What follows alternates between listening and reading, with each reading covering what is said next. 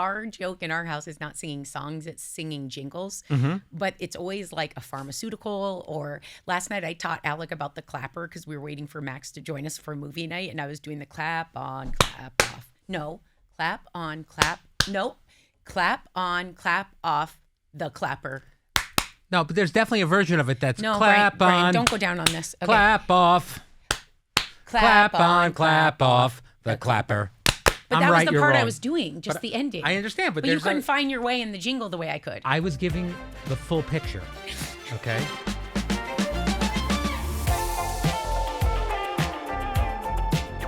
It is Thursday. It's been a short week for us, but also a very long week.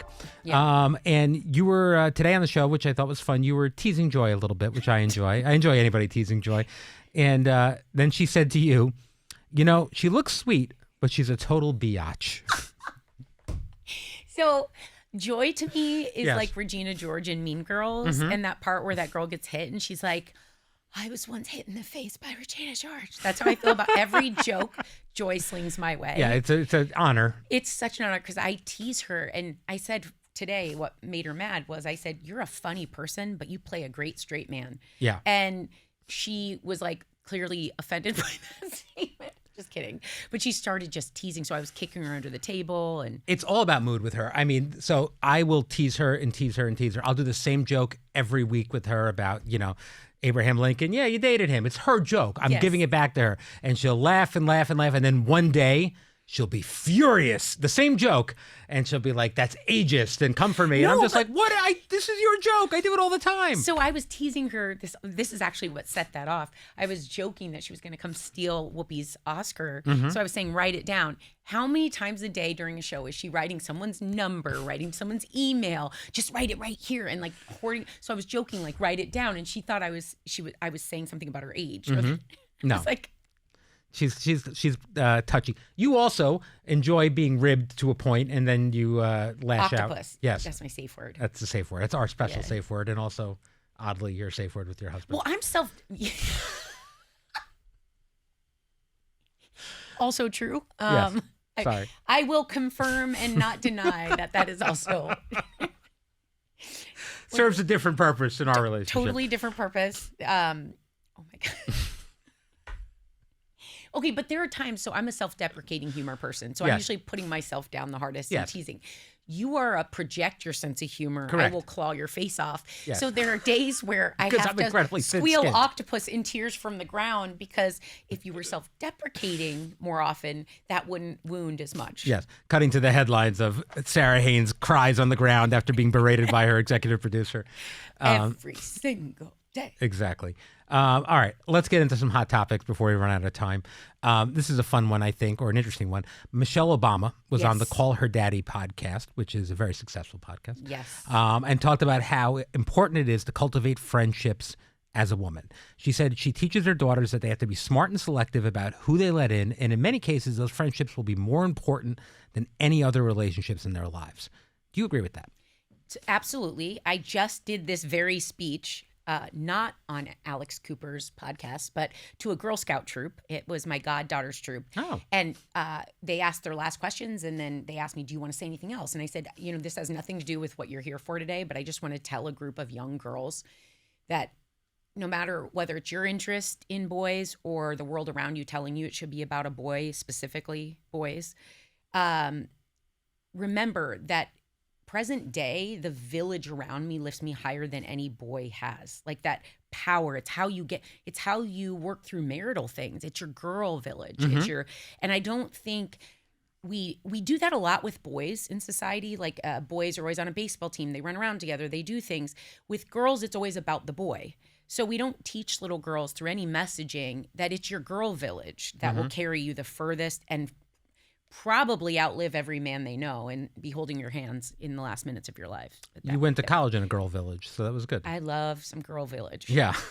No, I mean, I will say the girl friendships as a guy growing up, I didn't really have a picture of the complexities of girl friendships until I had daughters, and I see it now, and it's a bit of a minefield. Yeah. Yeah.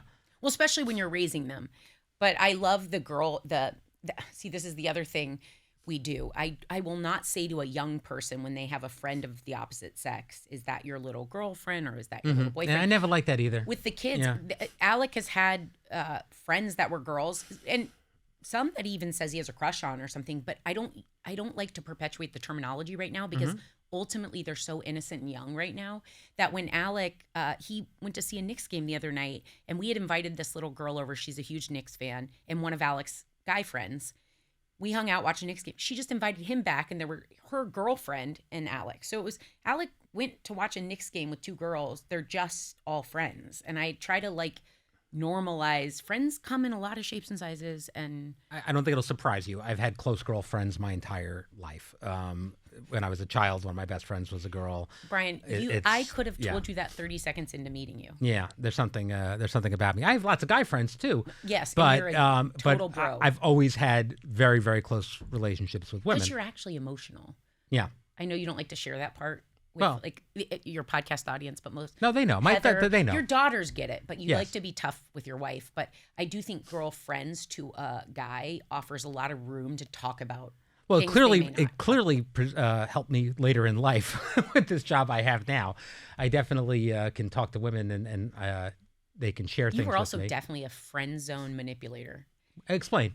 You knew that you were a good friend and could be a good friend to girls. You knew that was your that set you apart in a lot of ways. Yes. And I absolutely know without knowing that you manipulated those friendships to try to make them work the way you wanted, which was not friends.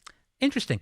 I like that. I'm not going to comment on that either way, but I am going to ask you. Confirming my point. Because I'm going to confirm my point that you had many guy friends growing up and they were all secretly in love with you and you were oblivious to it or pretending to be oblivious to it. I had a couple of those. They were usually younger boys that were my brother's age. He's 1 year younger. Yes. And they did write heartfelt love letters. Yes. You're right. Yeah, it's exactly what it is. Yes. Shoot. I would be. Yes, I'm not. I would often be friends with a girl that I was secretly in love with. Yep. And then I would show them romantic comedies that I pretend that I'd never seen before, and be like, "Oh my God, this is just like us," and then see if that would get me what, anywhere. Brian? I had never self-reflected on that particular thing until you just said that. Really? Yeah. Your textbook. That was a bit of not a trend, but there was no, always, of course it is. Yeah. No. Yeah. Yes. That is not what I mean. But I don't think I saw how blatant the role part was. Yes. Like. Yeah. No. I mean, it's very much a cliche, but yeah. No, you had guy friends that you thought were just friends, but oh wait, they love me. Yeah. Yeah, and it's usually not the one you're looking at for love. No, of course not. But you give much more of yourself to that person. Of course, which is agony for the person that's secretly in love with you. Because we're so close. It's literally the Taylor Swift I've song. Work through this. I'm gonna need time. It's the what's the Taylor Swift song? Oh, You Belong with Me. Yeah. With me. Oh, the high school one. Yeah. Yes, that's what it is. So right. Yeah, you're so right. The boys are literally like putting up signs in your window, and you're just like, yeah. Takes me a minute. Yeah. Yeah. Anyway, all right. I got a note here. We were both right about the clapper. There are multiple versions. So, thanks, Summer. There we go. Thank you. Glad we fact-checked this podcast. Speaking of Taylor Swift, the biggest celebrity story right now is about these text messages apparently exchanged between Blake Lively and Taylor Swift that were released this week from Blake's lawsuit with Justin Baldoni. They really show the breakdown of the friendship between Blake being consumed with over Blake being consumed with herself is kind of the implication. Yeah. Have you ever dealt with a friendship that became one-sided?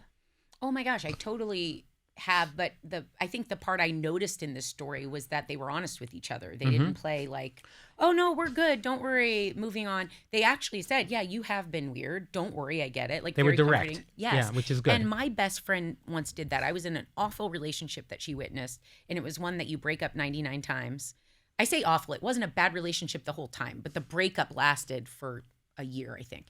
But I remember Aaron having to say to me, call me out on the carpet. And it was one of the only friends that's been so confrontational with me that we absolutely were better after. She made me highly aware that you're always crying about this. And you know how I feel about this. And you know it's going to happen again. But I have a life too. And I have things going on. And I remember just being like floored because I'm a pretty empathetic person. But she was my safe place. And I just could pour out to her. And I didn't realize how disproportionate that was. Yeah. No, there's... I mean, it's hard to get when something is happening in your life and it becomes the dominant part of it. And whether that's something personal like having kids or a marriage or anything like that. everything in your life becomes consumed by it. And if you're not careful, you can really push people away by that. I think that's a thing. But it also is something that, as to be a better friend to someone that's pushing you away, and this is in no reference to Blake or Taylor because it doesn't fall into the category, but when life chapters change, my best friends saw those coming, and you'll come back when you need to. It wasn't about what did I not get from you. It was, I have a village, so you're not available. I'm going to go over here. I'm definitely guilty of the listening to someone's problems and then back to me. That's definitely a thing that happens. And I never. You don't see that? No, I hear that from others. But Heather. No, Kim Tolman, actually, one of our producers. That's her favorite thing. She'll be telling me something, and I'll be like, well, actually, that reminds me of something that's happening with me. Back to you. Yeah. Wait, that sounds just like Kim. Yeah, that was my Kim Tolman impression. Wow. Yeah. Anyway. I've never noticed it, but now I need to talk to my friend Kim. Yeah, well, I appreciate it. I probably try harder with you. All right, so. Really? That's you trying hard? That's my try hard. Oh, dang. All right, moving on to other hot topics. Oprah was on last week. Yes, and she was. She was talking about, how cool was that, by the way, to have Oprah Winfrey here? Really cool. I mean, again, one of those people that just kind of, the room shudders with aura. Well, she's just, like, she's in a league of her own in some capacity worldwide. And seeing her and Whoopi together is just like, it's like, your childhood, where do right? I put my eyes? Yeah. Yes. And Oprah specifically, because Whoopi being movies and comedies, Oprah was such a daily presence that there was a safety to her. Yeah. You spent every day with her. Yeah. So whereas Whoopi to me comes off as old Hollywood, like more the lights and the blitz and what's your life like? And Oprah was home. Yeah. But she also just represents one of the most famous people in the world.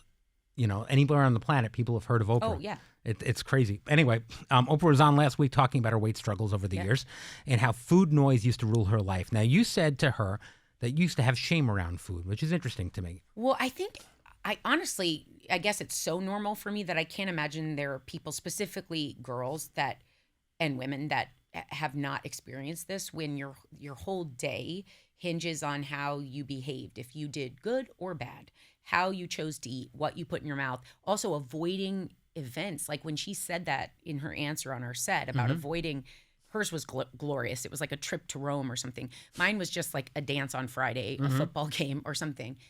But you'd avoid it because you were so disgusted in your own skin, which you put that value on the food. The food did this. There's bad food, there's good food. Never about the function of my body, nutrition. As long as I've known you, you've been very interested in nutrition and things like that. So I've never seen that side of you, obviously. Yeah, well, I think in most people that have known me my whole life understand when I refer to myself as kind of going through highs and lows. People that have known me in my adult life never saw this, but so much of my attention to health and nutrition is that's what it should have always been about, because the rest is details. And that's what we try to do with the kids. Max's number one issue coming into the marriage was nutrition. He said it's the basis for their whole entire health. Their whole world comes through the food. So I was like, cool, I'll take the lead. The amount of teaching these kids, which is fascinating, that we feed our brains first, what our body needs, and then we can have a treat or something else. And treats aren't bad.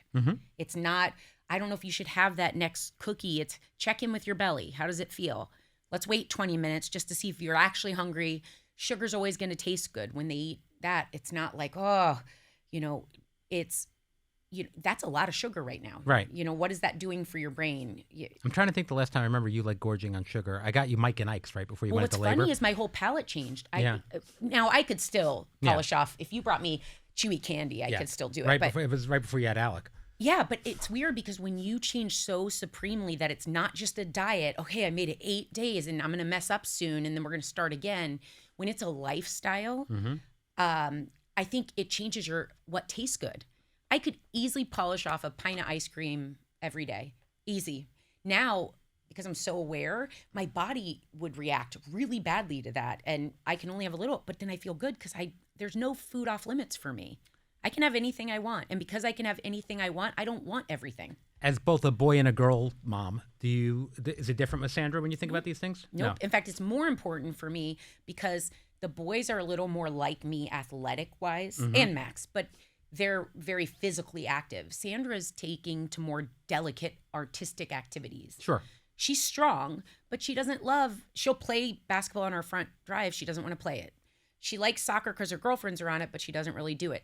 I need her to be strong. Like my number one thing is I don't care what activities you do, you will be able to defend yourself against someone of similar size, a man. Your brothers will practice with you, but we will. I was going to say having brothers will help. Totally. But that means her muscles and bones, she's our sugar one. So she'll eat, it's not even sugar, it's the pastas. She is not as drawn to the protein, and I know what that does for her body. And I want her, she doesn't have to be an athlete. She has to have that nutrition-minded body that athletes have to think about. Right. Oh, that's interesting. It's funny. We were just talking about, I was thinking about when you had Alec, and it reminded me of this 2016 trend that's going on, this whole 2026, 2016 thing. That's all over social media and 10 years ago. And you and I have now been friends for 10 years and worked together for 10 years. 2015, I think. 2015, I think, really. But it just, things like you having Alec, it feels like that was a minute ago, a second ago. It's, someone else did it. One of the other old co-hosts, Candace, put up on her thing the other day, and she was doing her 2016, and there were pictures of her on The View. And I was like, that was 10 years ago. How is that possible? You know what? It's reassuring when other people say that, like, especially about your life, because I'm very sensitive to how fast time's going with kids. Me too. It really changes everything. And usually they're saying, how is this possible about your kids? They're so big. And I find that I really struggle with hearing that over and over again. No shade that's a normal thing to say.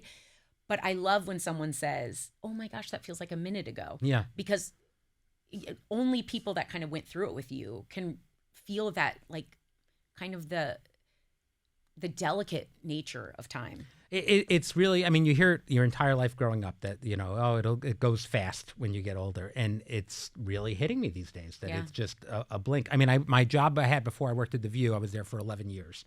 And now the idea that I've almost been here as long is crazy to me, because that feels like it was. You know what it is, Brian, for our age specifically, though, and I've been thinking a lot about this. The people you care about aging are your parents and your children. Right. We're right in the middle of watching, sadly, parents, your father passed.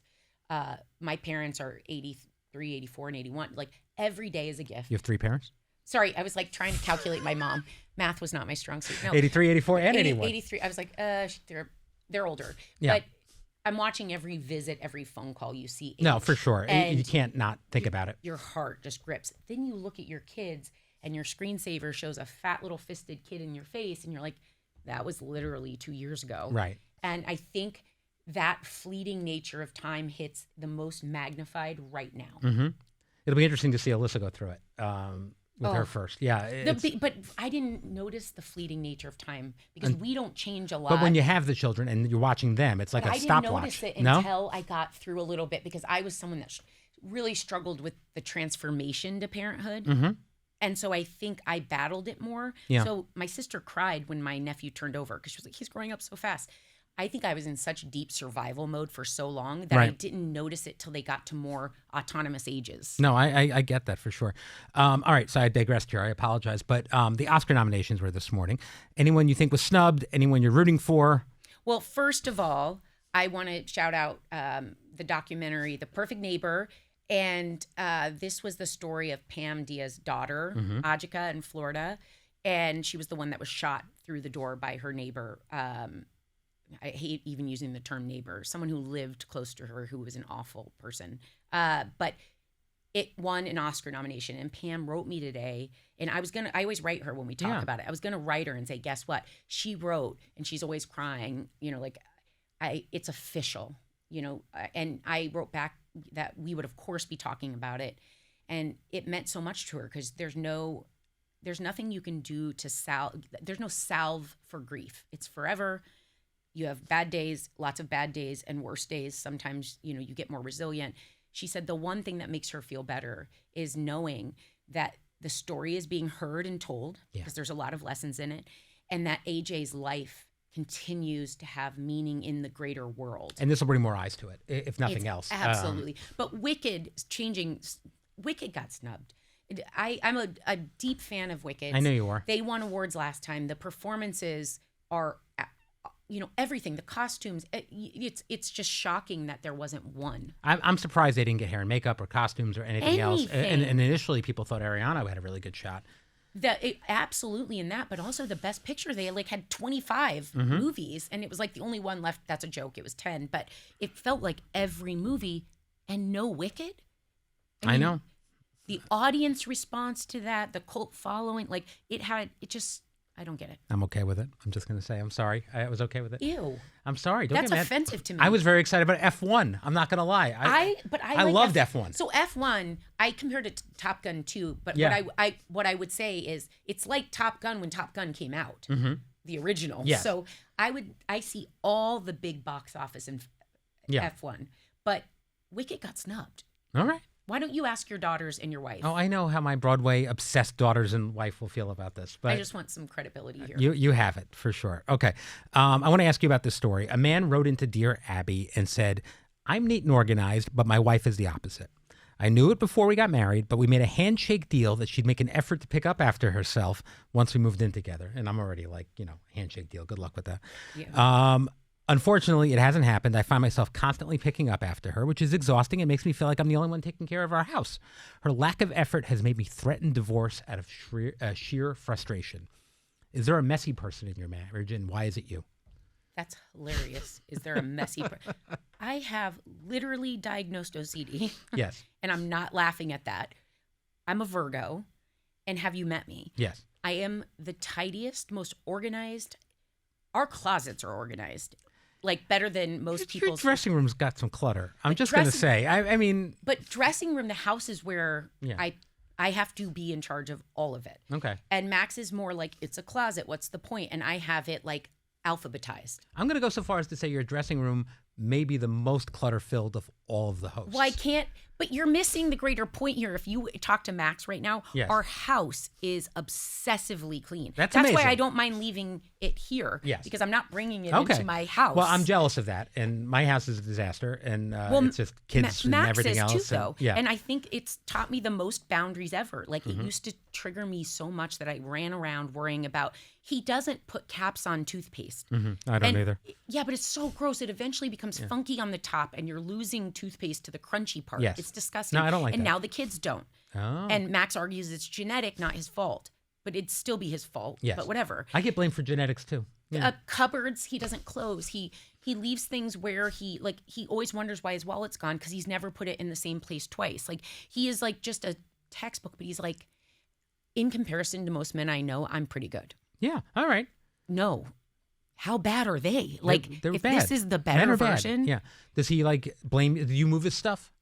He doesn't care. Whenever I organize, he's like, you're so much better at this, babe. And I'm like, yes, I know, but also you are that's not helpful. It drives Heather nuts. I leave my shoes under the chair by the island in the morning, my work shoes, and I'm going to wear them every morning. Like, so if I don't get home till late. If I'm going to put my shoes down, they're under a chair. It's fine. That's where they're going to be. And then I wake up in the morning. I do everything I got to do. I'm trying to run for the train, and my shoes are gone, and they're put away somewhere. But it's never never the same place twice. Max gets annoyed at that when his shoes are. But between 3 kids and myself, that totals 4 for everyone keeping track. You have 3 Our kids. combination of shoes we leave in the mudroom for practical purposes is less than Max's selection of shoes. I'm getting a mudroom. I'm so excited. I love a mudroom. I didn't even know what a mudroom was when I got married. I didn't think I knew what one was till a couple of years ago. I don't think I knew until we bought a house. I am very excited about a mudroom. Yes. Yes, that's going to be great. It's amazing. All right.